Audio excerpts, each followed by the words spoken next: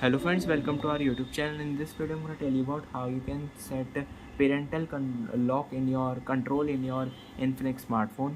Before watching this video, if you have not subscribed to our YouTube channel, then subscribe to it and like our video.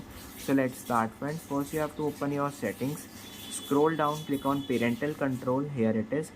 Add content restriction and set other limit to help your child balance their screen time.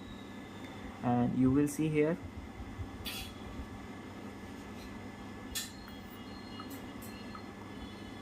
when you just click on it, it will show page to continue. It is not showing because the network is very low. It is not coming here.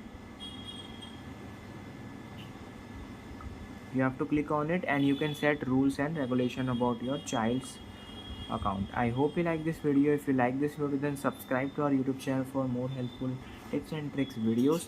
See you next time.